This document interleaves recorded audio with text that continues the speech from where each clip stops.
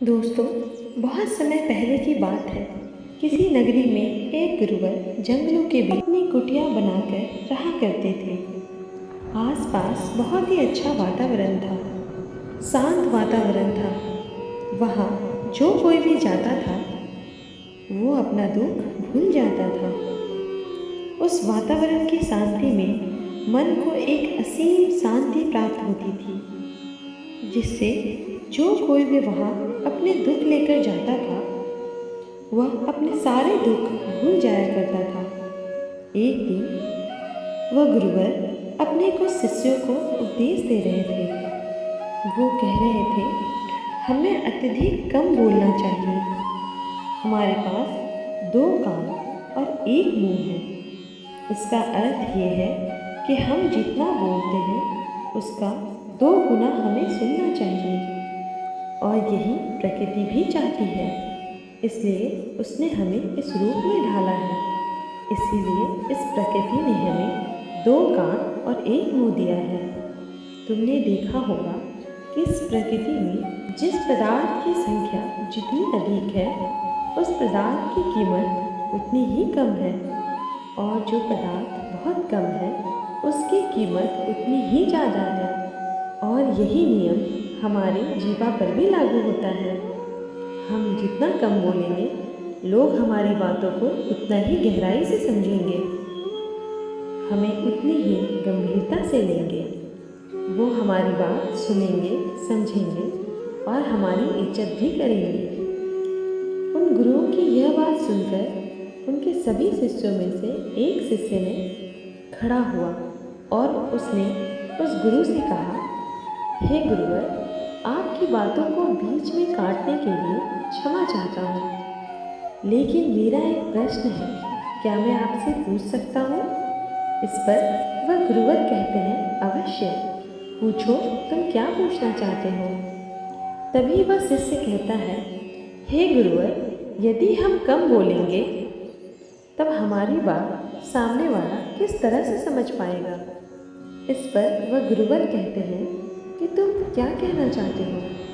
तभी वह शिष्य उस गुरुवर से कहता है, शिष्य ने कहा, हे गुरुवर, मान लीजिए कि मुझे किसी को उपदेश देना है और मैं उसे थोड़ा ही बताता हूँ, अर्थात थोड़ा कम बोलता हूँ, तो यह उपदेश उन लोगों को किस तरह से समझ आएगा?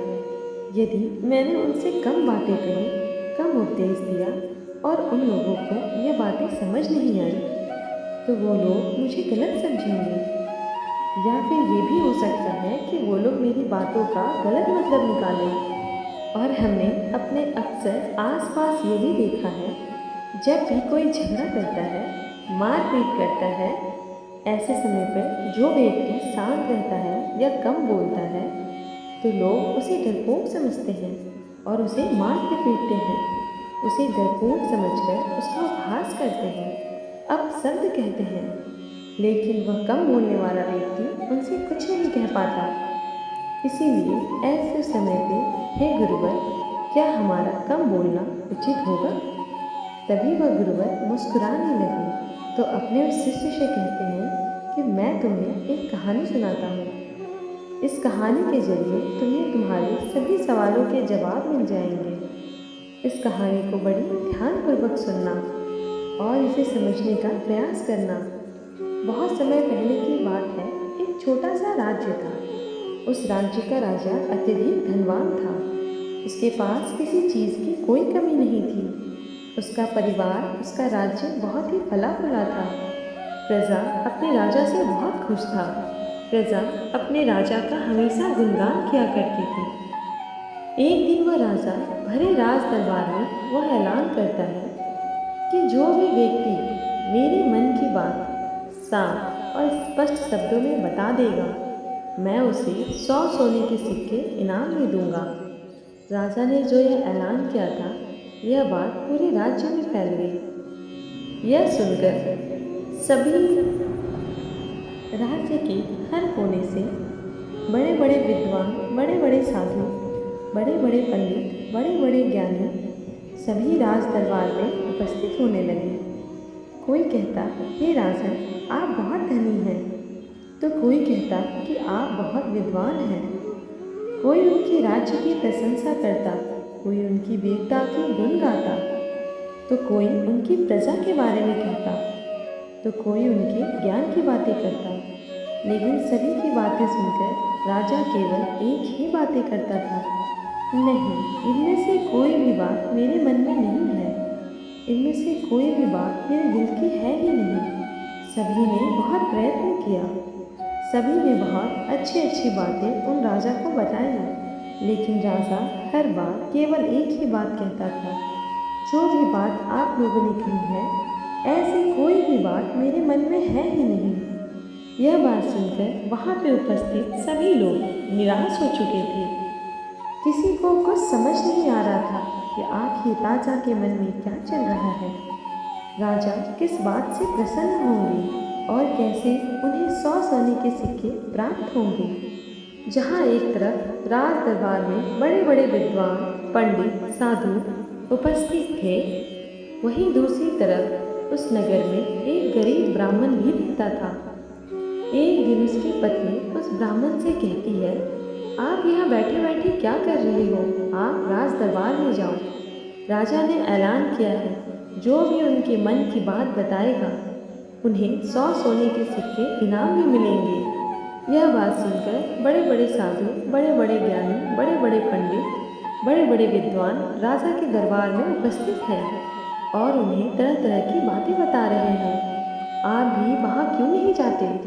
आप भी वहाँ जाओ और राजा को उनके मन की बात बताओ, ताकि राजा प्रसन्न हो सके और आपको इनाम में 100 सोने के सिक्के मिलें। अपनी पत्नी की यह बात सुनकर ब्राह्मण कहता है, तुम मूर्ख हो क्या? ये लोग राजा के बड़े खास लोग हैं, वो बड़े विद्वान हैं, पंडित हैं, ज्ञानी हैं, उनके सामने भला मैं क्या हूँ? वो काम बड़े बड़े पंडितों का है, बड़े बड़े साधुओं का है, जिसने भी इस दुनिया का बहुत सारा ज्ञान अर्जित किया होगा, यह उसी की बस की बात है, मेरे बस की नहीं। मैं भला राजा के मन की बात किस तरह समझ सकता हूँ? हम गरीब हैं और उस राज दरबार में जाने के लिए भी हमें अनुमति चाहिए, और ऐसे में तुम मुझे उस राज दरबार में भेजना चाहती हो? यदि मैंने उनके मन की बात कह भी दी, तो वो भला हमें 100 सोने के मोहरे क्यों देंगे?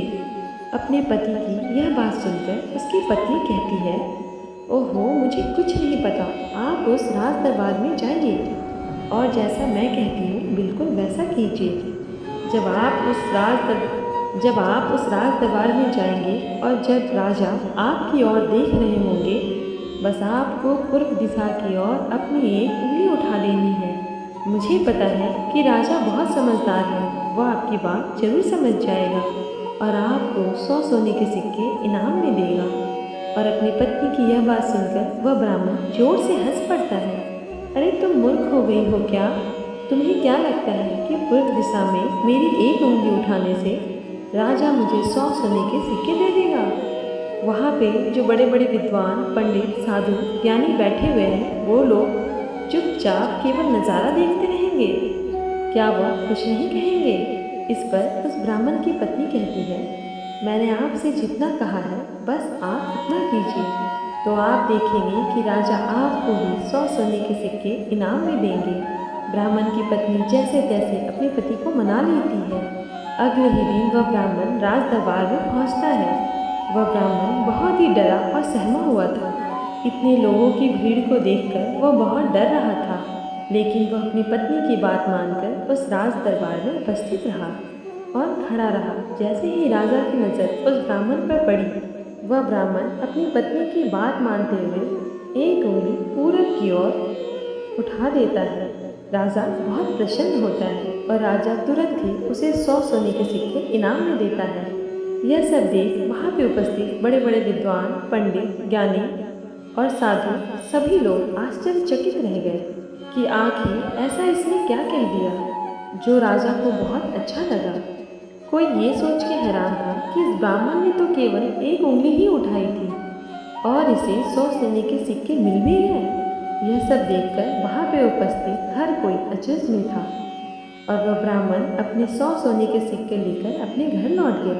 और खुशी खुशी वह 100 सोने के सिक्के अपनी पत्नी के हाथ में रख देता है और कहता है, राजा ने मुझे यह 100 सोने के सिक्के इनाम में दिए हैं। जैसा कि तुमने कहा था, मैंने पूर्व दिशा की ओर सिर्फ एक उंगली ही उठाई थी, लेकिन मैं अब तक यह समझ नहीं पाया कि इसका अर्थ क्या हुआ। उस राजा को मेरी एक उंगली से क्या समझ आया। उस ब्राह्मण की पत्नी उस ब्राह्मण से कहती है, यह सब जाने दो, आपको यह बात बताकर कोई मतलब नहीं, आप बैठ जाओ और कल फिर आपको उसी राज दरबार में फिर जाना है। यह सुन वह ब्राह्मण कहता है, कल फिर जाना है? नहीं नहीं, मैं नहीं जाऊंगा। वैसे भी आज सभी लोग मुझे घूर घूर के देख रहे थे। ना बाबा ना, मैं नहीं जाऊंगा। ऐसे तैसे कर उसकी पत्नी ब्राह्मण को फिर से राज दरबार जाने के लिए मना लेती है। फिर ब्राह्मण तैयार होता है और फिर अपनी पत्नी से पूछता है कि अच्छा बताओ, आज क्या करना है। तभी उसकी पत्नी ब्राह्मण को कहती है कि आज आपको पश्चिम दिशा की तरफ एक उंगली उठानी है। फिर वह अपनी पत्नी की बात मानकर फिर से एक बार राज दरबार पहुंच जाता है। जैसे ही राजा की नज़र उस पर पहुंचती है तो ब्राह्मण अपनी एक उंगली पश्चिम दिशा की ओर उठा देता है। यह देख राजा एक बार फिर प्रसन्न हो जाता है। फिर राजा उन्हें 100 सोने के सिक्के फिर से इनाम में देता है। यह सब देखकर वहाँ पे उपस्थित हर कोई बड़ा हैरान था। हर कोई अचरज में था कि आखिर ये सब हो क्या रहा है। हम यहाँ पर अच्छी अच्छी बातें बता रहे हैं, राजा को तरह तरह का ज्ञान दे रहे हैं, लेकिन राजा उससे प्रसन्न नहीं हो रहे। और ये ब्राह्मण है कि केवल एक उंगली उठाता है और राजा उसकी बातों से खुश हो जाते हैं और उसे 100 सोने के सिक्के इनाम में दे देते हैं।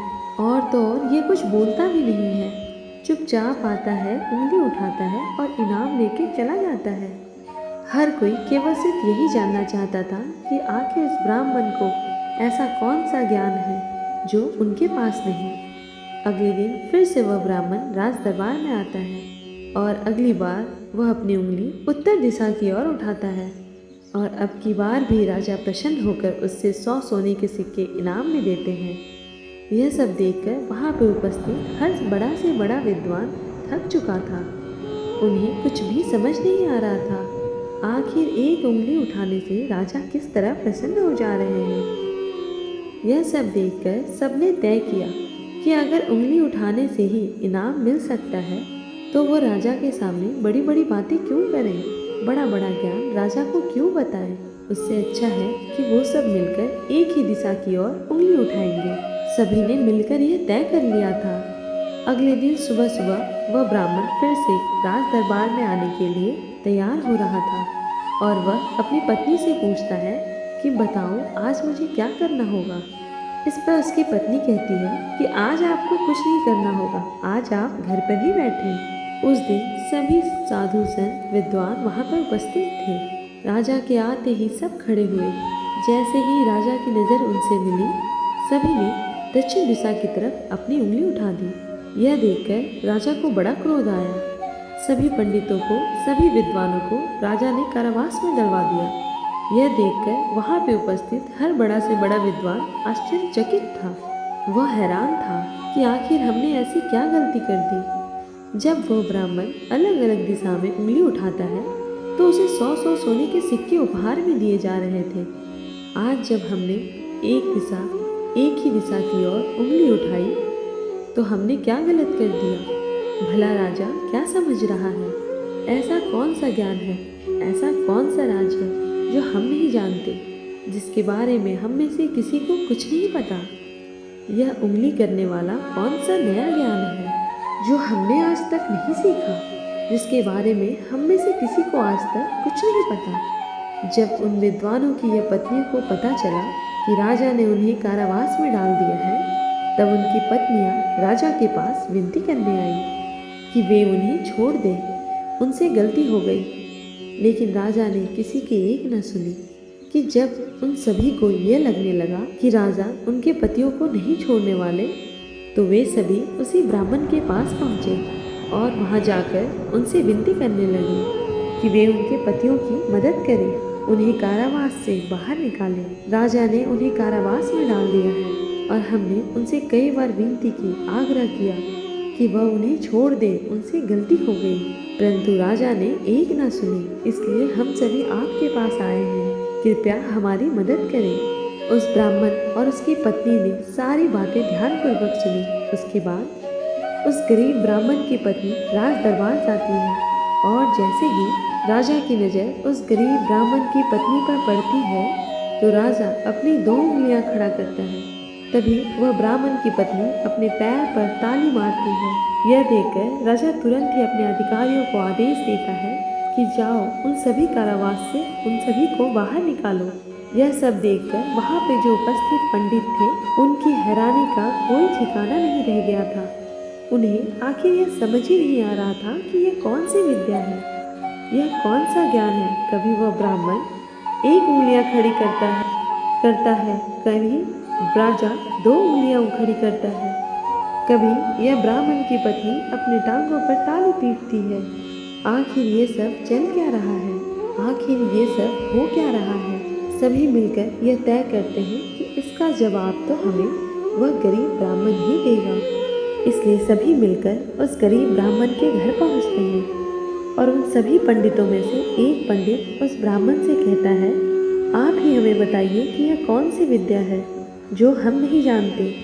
आपको भला राजा ने इतनी बार इनाम क्यों दिया, और जब हमने आपकी तरह एक ही दिशा में उंगली उठाई तब हमें राजा ने कारावास में डाल दिया, और जब हमारी पत्नियां हमें छुड़ाने आई उन्होंने राजा से विनती की, राजा से आग्रह किया कि वो हमें छोड़ दे, परंतु राजा ने हमारी एक न सुनी। और जब आपकी पत्नी वहाँ आती है और सिर्फ एक इशारे पर राजा हमें कारावास से छोड़ देता है।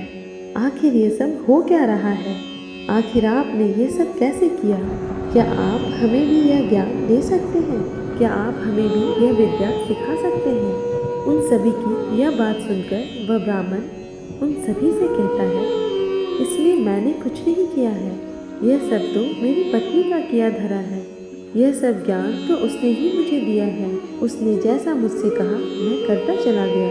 तभी वह ब्राह्मण की पत्नी उन पंडितों से कहती है, मैंने पहले दिन अपने पति को कहा था कि वह पूरब दिशा की ओर अपनी एक उंगली उठाए, और उन्होंने बिल्कुल वैसा ही किया, क्योंकि राजा का पूरा राज्य पूर्व दिशा में फैला हुआ है और पूर्व दिशा में उनका यह राज्य अटल रहे और निश्चल रहे। कुछ यही बात राजा के मन में भी चल रही थी, जो राजा के दिल की बात थी। इसलिए राजा प्रसन्न हुआ और राजा ने मेरे पति को 100 सोने के सिक्के दिए। दूसरे दिन जब मेरे पति आए तो मैंने उनसे कहा, आज के दिन तुम पश्चिम दिशा की तरफ एक उंगली उठाना, जिसका अर्थ यह था कि आपका राज्य सूरज से उगने से ढलने तक के बीच में आपका ही राज्य रहेगा। यह बात राजा समझ चुके थे, क्योंकि राजा बहुत ज्ञानी थे। इसी कारण राजा ने फिर से प्रसन्न होकर मेरे पति को 100 सोने के सिक्के दिए। तीसरे दिन मैंने अपने पति को यह कहा था, वह उत्तर दिशा की ओर अपनी उंगली उठाए, और उन्होंने राज दरबार में बिल्कुल वैसा ही किया। उत्तर दिशा की तरफ उंगली उठाने का अर्थ यह था कि जिस तरह इस राज्य के जो पहले राजा थे उनका राज्य अटल था, ठीक उसी प्रकार आपका राज्य भी अटल रहेगा। और यह बात भी राजा के मन की ही थी, जिस कारण राजा ने प्रसन्न होकर उन्हें 100 सोने के सिक्के इनाम में दिए। परंतु चौथे दिन जब मेरे पति तैयार होकर राज दरबार के लिए निकल रहे थे तब मैंने इन्हें मना कर दिया। मैंने इन्हें घर पर ही बैठा दिया, क्योंकि मैं जानती थी कि अब आगे हमें कोई भी सोने के सिक्के नहीं मिलने वाले। उनके मन की जो भी बातें थी वो हमने पहले ही कर दी थी। परंतु उसी वक्त आप लोगों की मूर्खता के कारण आप सभी ने दक्षिण दिशा की तरफ उंगली उठा दी, और इधर तो राजा रावण का राज्य चला गया, उसे मार दिया गया था। इसीलिए राजा ने इसे एक गलत निर्देश समझा, एक गलत संदेश माना और आप सभी को कारावास में डाल दिया। तभी उन सभी पंडितों में से एक पंडित यह कहता है, यह सब तो ठीक है, परंतु आपने हमें बाहर कैसे निकाला, जबकि राजा ने हमें बाहर निकालने से मना कर दिया था। तभी वह ब्राह्मण की पत्नी कहती है, जब मैं अपने हाथों में चारा लेकर राज दरबार पहुंची तो राजा ने 2 उंगली खड़ी कर दी, और मैं उनका संदेश समझ चुकी थी। इसलिए मैंने अपने हाथों से अपने पैरों पर ताली पीटी, जिसका अर्थ यह था, यह तो केवल जानवरों के जैसे हैं, यह तो केवल खाने वाले हैं। राजा का अर्थ यह था कि जानवर तो दो प्रकार के होते हैं, सींग वाले और बिना सींग वाले, और मेरे ताली पीटने का अर्थ यह था कि यह तो बिना सींग वाले हैं और इनसे आपको कोई नुकसान नहीं। यह तो केवल खाने वाले जानवरों में से हैं, यह आपको कभी भी नुकसान नहीं पहुंचा सकते। और इसी कारण राजा ने आप सभी को कारावास से बाहर निकाल दिया।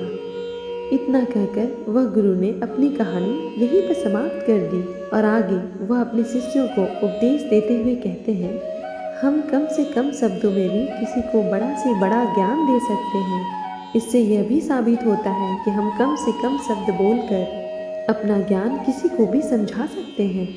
परंतु यहाँ पे एक बात और समझने वाली यह है कि जो यह ज्ञान अर्जित कर रहा है, जिसे हम ये ज्ञान दे रहे हैं, उस ज्ञान को समझने वाला होना चाहिए, ज्ञानी होना चाहिए।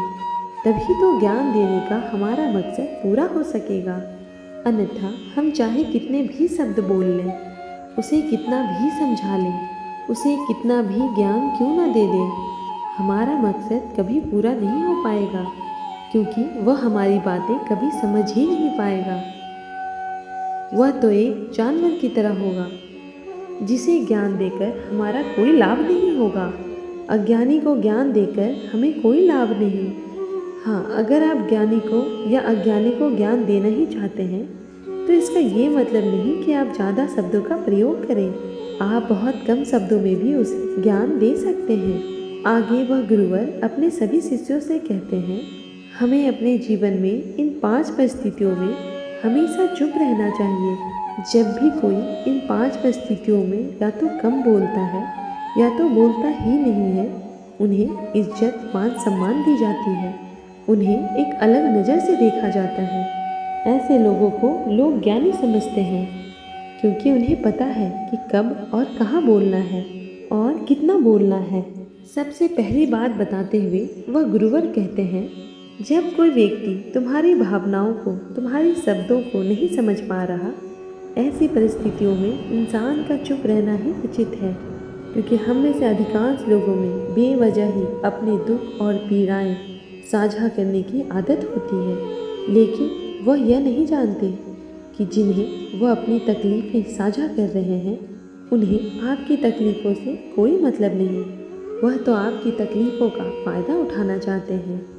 वह तो आपकी तकलीफ़ों को सुनकर मन ही मन खुश हो रहे हैं, क्योंकि उन्हें अब यह पता चल चुका है कि जितना वो आपको खुश और सुखी समझते थे, आप उतना अंदर से खुश और सुखी है नहीं।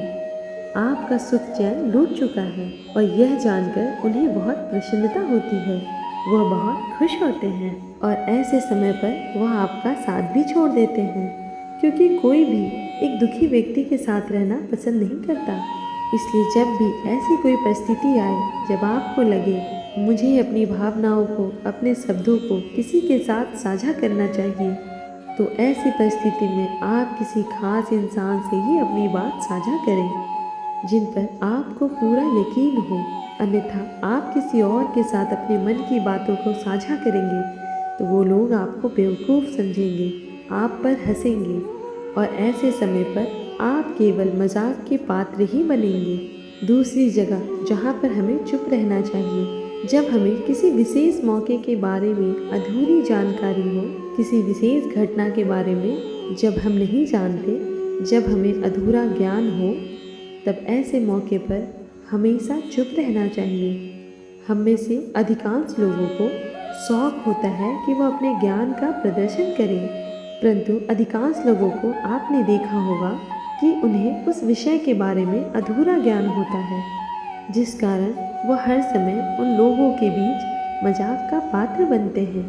लोग उनकी खिल्ली उड़ाते हैं, उनका मजाक बनाते हैं और ऐसे व्यक्तियों को लोग कभी गंभीरता से नहीं सुनते, उन्हें कभी गंभीरता से नहीं लेते। जो भी बातें हमने इधर उधर से सुनी हैं, जिनका हमें कोई ज्ञान नहीं है, उन बातों को लेकर हमें कभी भी दूसरों को नहीं समझाना चाहिए, ना ही अपनी बातों को दूसरों से मनवाना चाहिए। आगे वह गुरुवर अपने शिष्यों को तीसरी बात बताते हुए कहते हैं, जब कोई इंसान किसी दूसरे व्यक्ति की बुराई कर रहा हो तो ऐसे समय पर तुम्हें चुप रहना चाहिए, क्योंकि ऐसा व्यक्ति कभी किसी का नहीं होता। तुम जिस नकारात्मक बातों का हिस्सा बनने जा रहे हो, वह नकारात्मक बातें तुम्हारे मन में प्रवेश करती चली जाएंगी और धीरे धीरे यह नकारात्मक बातें तुम पर हावी होने लगेगी और फिर तुम भी उसी की तरह नकारात्मक बातें सुनने लगोगे, सोचने लगोगे और करने लगोगे। इसलिए कभी भी इन चीज़ों का हिस्सा ना बने, क्योंकि जब व्यक्ति तुम्हारे सामने किसी तीसरे व्यक्ति की बुराई कर रहा है, ऐसा जरूरी नहीं कि वह बुराई किसी तीसरे व्यक्ति के सामने तुम्हारी बुराई ना करे। ऐसे व्यक्ति कभी किसी के नहीं होते, वह पीठ पीछे एक दूसरे की बुराई करते हैं। इसलिए जब भी कोई व्यक्ति तुम्हारे सामने किसी तीसरे व्यक्ति की बुराई कर रहा हो, तब तुम्हें उसकी बातें केवल ध्यानपूर्वक सुननी है, परंतु उस पर कोई भी प्रतिक्रिया नहीं देनी। आगे वह गुरुवर अपने शिष्यों को अगली बात बताते हुए कहते हैं, जब कोई व्यक्ति तुम पर गुस्सा कर रहा हो, चिल्ला रहा हो, तुम्हारा अपमान कर रहा हो, तुम्हें अपशब्द कह रहा हो, ऐसे वक्त में तुम्हें शांत रहना चाहिए, चुप रहना चाहिए। तुम्हारे मौन से भरा और कोई हथियार नहीं। तुम चुप रहकर उसके सभी सवालों का जवाब तुम उसे दे सकते हो, और तो और तुम चुप रहकर तुम उसके गुस्से को शांत करने में भी मदद कर सकते हो, और ऐसा करने से तुम इस परिस्थिति को और बिगड़ने से बचा सकते हो। और देखना, जब वह गुस्सा करने वाला व्यक्ति शांत होगा तो उसका गुस्सा भी शांत हो जाएगा और उसे अपनी गलती का एहसास भी होगा और वो तुमसे माफ़ी भी मांगेगा। इसलिए तुम्हें ऐसी जगहों पर चुप रहना चाहिए, परंतु तुम्हें हर जगह पर चुप भी नहीं रहना चाहिए। जब तुम्हें लगे कि कोई व्यक्ति गलत कर रहा हो तो उसका विरोध करो, तब शांत मत रहो, क्योंकि तुम ऐसी परिस्थिति में चुप रहोगे तब वो तुम्हें कमज़ोर समझेगा, तुम्हें डरपोक समझेगा और तुम्हारी इस कमजोरी का फ़ायदा भी उठाएगा। जब कोई तुम्हारे साथ गलत कर रहा हो तो उसका जवाब तुम्हें अवश्य देना चाहिए। आखिर में वह गुरुवर अपने शिष्यों को पांचवी बात बताते हैं कि जब कोई व्यक्ति अपने मन की बात, जब कोई घटना, कोई दुख भरी बातें तुम्हारे साथ साझा कर रहा हो, तो ऐसी स्थिति में हमें चुप रहकर ध्यानपूर्वक उसकी सारी बातें सुननी चाहिए। आपने देखा होगा कि जब हम परेशानी किसी के साथ साझा कर रहे होते हैं, उसी वक्त हमारा कोई ऐसा मित्र या फिर कोई ऐसा सगा संबंधी अवश्य होता है जो हमारी बात पूरी करने से पहले ही हमें समाधान देना शुरू कर देता है। और जब कोई ऐसा करता है तब हमारे मन में क्रोध उत्पन्न होता है, तब हम उस व्यक्ति से बात तक करना पसंद नहीं करते। जबकि ऐसी परिस्थिति में हमें शांत रहना चाहिए, क्योंकि सामने वाला हमसे यही उम्मीद करता है। हम शांत रहकर उसकी सारी बातें ध्यानपूर्वक सुनें, जिससे जब वह अपनी बात पूरी करे तो उसे शांति का अनुभव हो। और जब हम ऐसा करते हैं तब उसके मन में हमारे लिए और भी इज्जत बढ़ जाती है। तब वो जान पाता है कि कोई तो है जो हमारी बातें सुनता है, हमें समझता है, जिससे वो तुम्हारी और भी इज्जत करने लगता है, वह तुम्हारी और भी सम्मान करने लगता है। इसलिए हमें चुप रहना चाहिए। इतना कहकर वह गुरुवर आगे कहते हैं, इन 5 स्थितियों को हमेशा याद रखना और यहाँ पर इंसान को हमेशा कम ही बोलना चाहिए, क्योंकि इंसान एक दुकान की तरह है और दुकान का ताला है हमारी जीवा। और जब इस ताले से हमारी दुकान खुलती है, अर्थात जब हमारी अंदर की बातें बाहर आती हैं, तभी पता चलता है कि इंसान अंदर से कैसा है। इसलिए जीवन में कम बोले, जिससे आप अपने शब्दों की कीमत बढ़ा सकें। और यह तभी होगा जब आप अपनी हर परिस्थितियों में सोच समझकर बोलेंगे, कम बोलेंगे और उचित बोलेंगे। उम्मीद है कि आज आप इस वीडियो से ज़रूर न कुछ सीखे होंगे। अगर आपको ये वीडियो पसंद आए तो प्लीज़ लाइक, शेयर और सब्सक्राइब करना ना भूलें। राधे राधे।